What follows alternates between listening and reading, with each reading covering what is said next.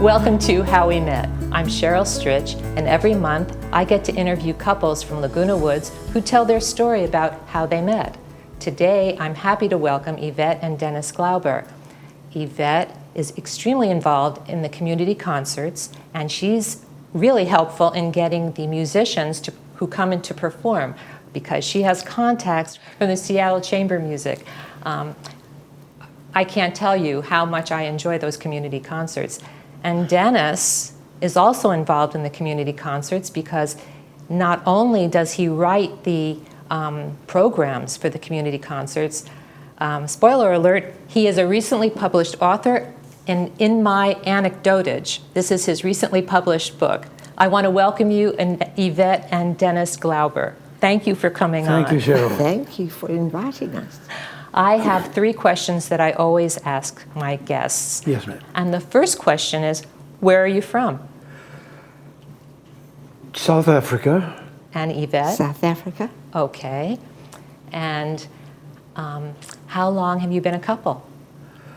We got married in 1986, so that's, you work out the number. I can't do that that quickly. 37 years. Thank you. And how long have you been in Laguna Woods? We moved here on a permanent basis in 2013, but prior to that, for the previous 7 years, we used to come as snowbirds from our home in Seattle. All right. Thank you. Just come and get de-thawed. Get de-thawed. A lot of people do that. They come from the cold and come here to warm up. Yeah. Okay, why don't you tell me, how did you meet? It's a long story. We have 13 minutes. Good. I have to talk about my good friend Sam, because he's pivotal to the story of how we met. Sam and I grew up together from the age of about 10. So we went through elementary school, high school, medical school.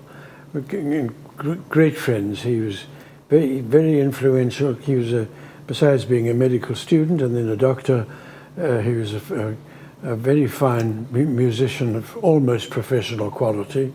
And I attribute my strong interest in music to being influenced by Sam.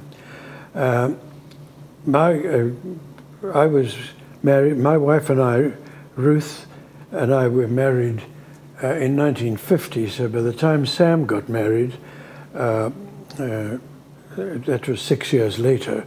So in 1956, when he got married, I proposed the toast at the wedding. We said, and then we bade them farewell from South Africa when they went to make a life they thought in America, and I kept in close touch with Sam for many years.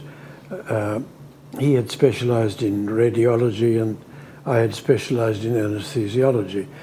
I then lapsed a little and had forgotten to. I never forgot his birthday, but I'd forgotten his anniversary and then finally one day I remembered and said, "Oh, happy anniversary," at the time. And he said my timing was impeccable because my message arrived the same day as the final divorce papers. So that I then realized that Sam was now a single person again. And he eventually came back to South Africa, having been all over the place, and we re-established our friendship. I was with him one day at his house where he was helping me. I had been on several radio programs which had been taped, and they weren't taped, they were on an antique thing called a wire recorder, and Sam was going to help putting these things from a wire recorder onto a tape recorder. But so I went to his house to do so, but he said he couldn't give me too much time. He's meeting somebody, or somebody's coming to to meet him, and I thought, there's somebody must be important. So we did our thing, and then the somebody arrived, a very charming, dynamic young lady. I still remember she made a marked impression on me. I still remember the outfit that she was wearing at the time, and Sam couldn't get rid of me fast enough, so I realized then that Sam and Yvette became an item. And that would have been about 20 years ago. It would have been in 1966, because that same year we traveled to Europe and America for the first time for a few months. And when we came back at the airport, my younger daughter, who was then about 11, couldn't wait to be the first to tell me, Uncle Sam's getting married, Uncle Sam's getting married. That counted more than welcoming us back, that Uncle Sam's getting married. So Yvette and Sam married, and Yvette and Ruth became great friends.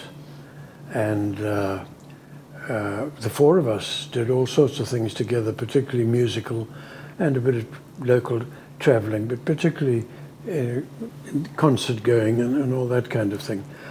And then we emigrated in 1980 to Seattle, and in 83, still hoping to emigrate, Sam died suddenly, still in South Africa. And in 84, Ruth died, not suddenly, but of cancer in 1984. And when she received the diagnosis, she said she had to make just a couple of phone calls to tell her sister, who lived in England, and her friend Yvette, living in South Africa. And they had a long conversation, of which I obviously wasn't privy to the conversation, but when she finished, she said, Yvette, that's a wonderful friend. When I die, you two should get married. Oh, my goodness. Now, that's not why we got married, but that had her blessing. She didn't say, if I die. She said, when I die, you two should get married. And she died in 84, and in 86, we took the bold step. We got married. Oh, how sweet. Oh, my goodness. Sorry to make this just a long, drawn-out story. No, I was wondering where you're going with that. No, but fortunately, the children, we all knew everybody and why and what and how, and what they intended doing, etc., etc. So I think that was a great plus, that all the kids. Yeah. There's no stepmother or stepchild or step is not in my vocabulary. Oh, that's so... Okay, so I didn't want to interrupt you, but what was she wearing when you met her? Oh, it was a white jacket, and with the interwoven with a sort of naval thing, little anchors down the seams of it. And Yvette, do you remember what he was wearing?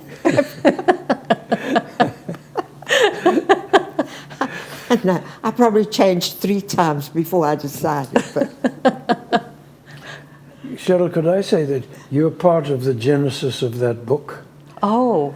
Because many of the stories, not all of them, but many of the stories, I submitted over the many years to Village Stories, which comes out every year. Right. And it is at your big birthday party that Miranda McPhee came up to me and said, you've got to put your stories into a book of your own. And said, okay, Miranda, you've talked me into it. And so thanks to... I don't see a thank you, Sheryl, in this. Thanks to being at your party.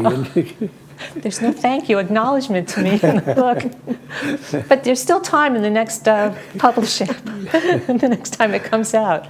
Well, I'm happy that I could be there, and Yeah. you have such a wonderful story. I really thank you for coming on. This was great, and I had no idea where you were going with that. Do you have anything to add? No, I just think that we're very blessed. It's that we have this lifestyle and have one another and share so much. Music was very much part of my life. We had my family. Everybody played something. Right. I started playing the piano when I was 5, and I could read the music, and I could play, with it. But I knew that it wouldn't be the piano would not be my first choice. Right. And so I always liked the lower register of everything. Right. I preferred tenors to baritones. Okay, So I went with mezzo sopranos and sopranos, etc. But so in my family we all played musical instruments, and so when I met Sam, who was such a fine violinist, Right. we had a great affinity there, shared it. And so I continued, and with Sam, we formed a trio, and we had a quartet, and we'd be invited to private parties as the sort of entertainment. What a different world. Anyway, I just got the 2-minute warning, so I want to thank you so much for coming on. I knew sort of your story, but I didn't know the whole story, so this is great. Thank you so much. Thank you for inviting us. And thank you for being so attentive.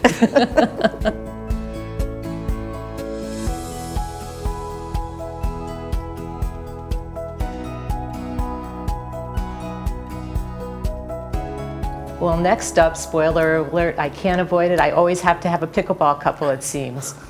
When the pickleball board was looking for an event chair, we said to ourselves, we need somebody who's organized, who's efficient, who's a lot of fun, and has recently retired from Disney. Who could we get? I know, Jeannie Costello. I want to welcome Jeannie and Jim Costello. Thanks for coming on. Thank you, Sheryl. What a send-up, okay. And I don't want to forget Jim. He's in the men's 18-hole golf. And he's doing something here too. Yeah, try to keep up with her. It's hard to keep up with Jeannie. So congratulations on your recent retirement, and the pickleball board is thrilled to have you. Thank you very much. I'm newly minted 2 weeks of retirement, yes. We don't miss a beat. No, you don't. All right, so I have 3 questions. I'm not sure I gave them to you in advance, but I think you're quick learners. Okay. Where are you from? Originally from Long Beach. Both of Grew you. up in Long Beach, yeah. Okay. How long have you been a couple? Well, that's an interesting question. Okay. On and off since probably 1978. We actually met in 1967. When we were 6. When we were 6, in first grade. First grade in And we actually got married in August of 2002. So we've been married 21 years. But that's cool, but I wanted the couple number. And then how long have you been in Laguna Woods? Going on 4 years. 4 Almost years in 4 March. 4 years. And this is just an aside, I don't think you played pickleball when you first came. No, I'd never even heard of pickleball. In fact, when we moved in here, when we told people we're moving in, people told us 2 things. 1, you're absolutely going to love it, and 2, you're going to learn how to play pickleball. And I'm like, what the heck is pickleball? In the beginning, I was able to beat Jeannie once in a while, but now she's like a #1 winner, first prize winner in Tustin. So there you go. All right, let's move. I give credit to my partner. That's very polite of you. Okay, how'd you meet? Well, like I said, we went to grade school together, little Catholic school, St. Cornelius in Long Beach. Then we went to sort of high school together. She went to St. Joseph's, all-girls school, and I went to St. John Bosco. Wait, let's stop. Did you sit near each other in elementary school? He's glossing over the whole thing. That's true. That's the meet cute of this whole story. Is in any of you that went to Catholic school know they sit you alphabetically. So in first grade, my last name was Boyer, and his name obviously was Costello. So Jeannie Boyer was sitting in front of Jim Costello. And Jeannie Boyer would always forget pencils, erasers, anything. And the cute little boy sitting behind her would always magically have one and produce it exactly when I needed it. And so that's how we met. It's just, we sat together in school. And in Catholic school, you move together as a class. So our entire class moved together all through 1st through 8th grade at the time. And then we graduated. I went on to St. Joseph's High School in Lakewood, and you went on to? St. John Bosco. Brother and sister school in Lakewood, yeah. Bellflower. Bellflower, sorry, okay. So, yeah, so the times we would meet would be dances. Did you dance with just Jeannie, or? Well, no, so like the first couple of years, in fact, my freshman year, I didn't even go to the dances. I was so shy. So then my sister started dragging me to these dances.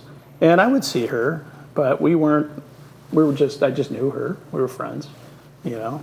So the summer before our senior year, a friend of mine, Greg, reached out and said, we're going to go play tennis with Jeannie. And I said, is this a setup? I mean, he said, no, I want to date Marie, her friend. So I just, I need you to be essentially my wingman. His wingman. So that summer before, we would play summer tennis, quite a bit. And she looked pretty cute. And, I always thought she was super cute. And so again, I was terribly shy. I didn't date anybody at all. So come senior year, homecoming was such a huge thing, and dance. And so worked up the courage and asked her out.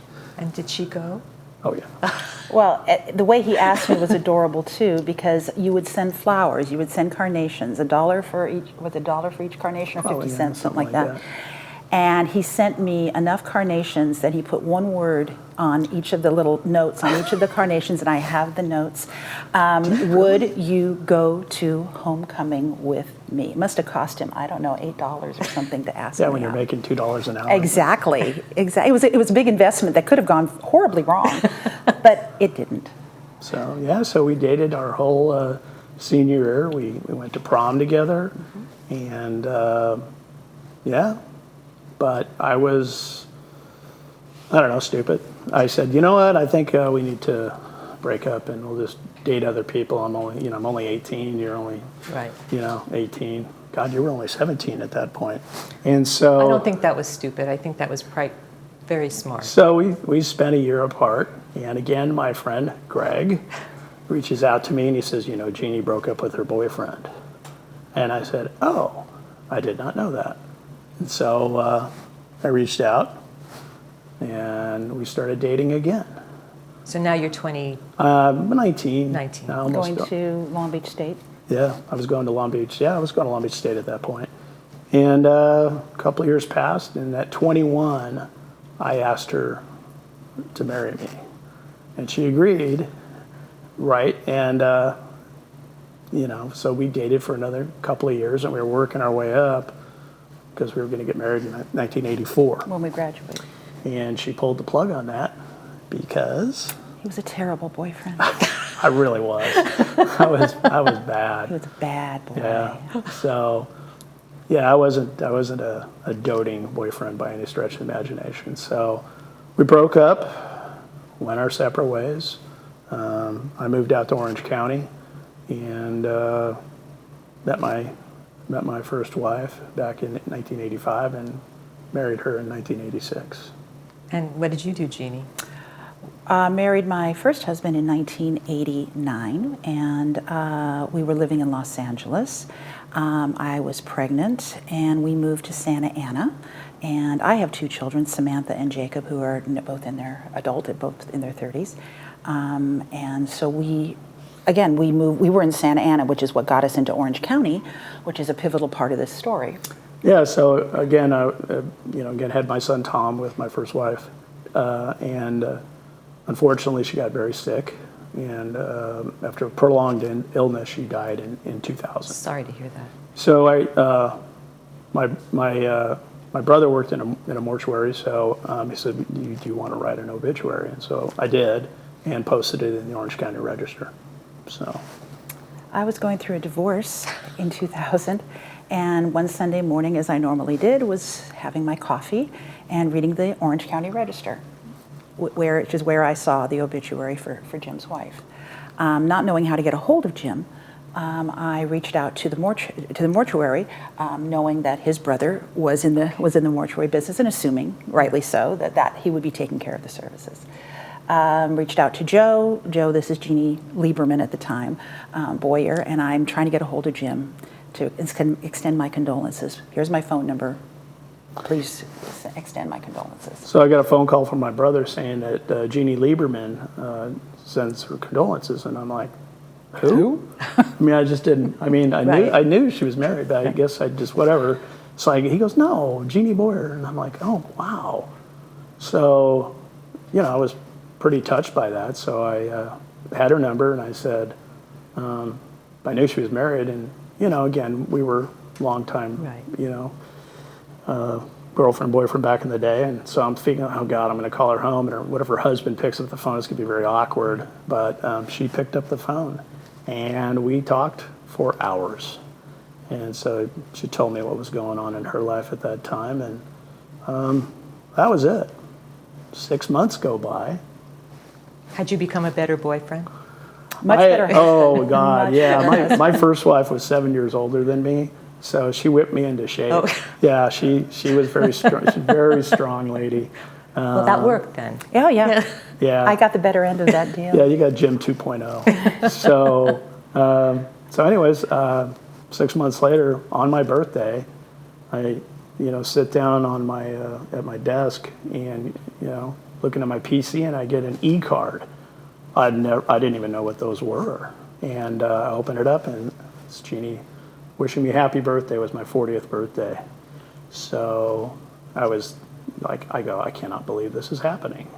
So I really got flustered, I guess. One of the ladies that worked for me said, "Are you okay?" Because she saw my face. So I said, "Yeah, I'm fine, actually. I'm really good." So I called her. And that was it. We started dating.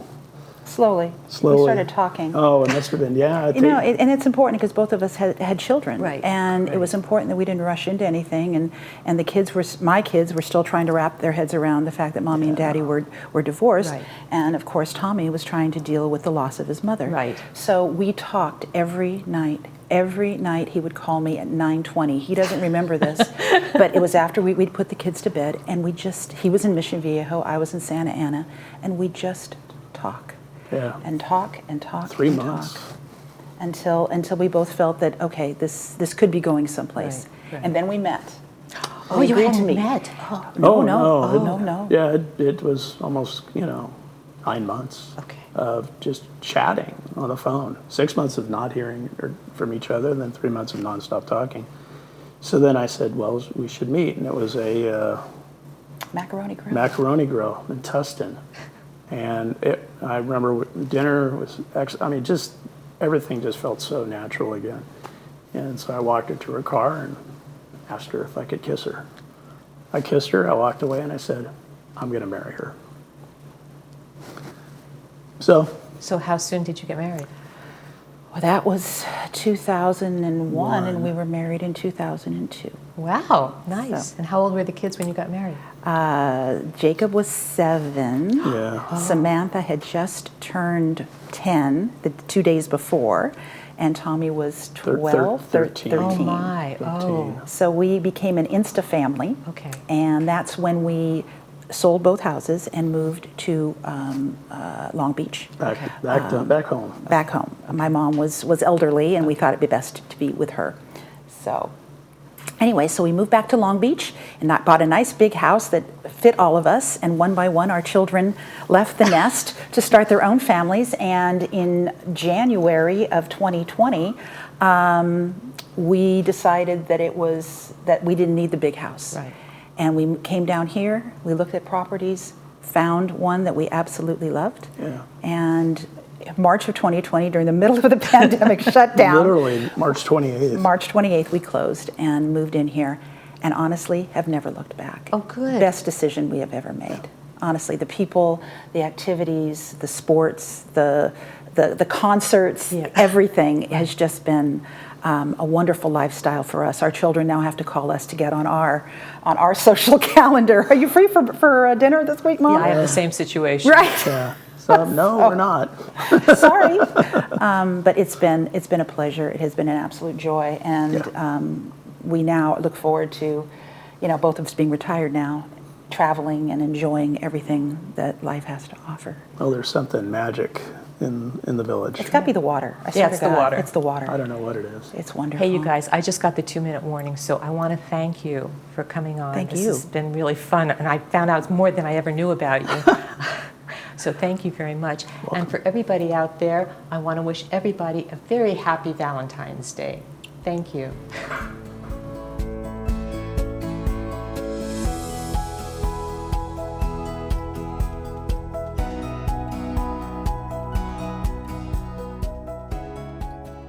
If you'd like to come on to the show, email us at lwvcouples@gmail.com. Include your name, phone number, and email address, and brief description of your story.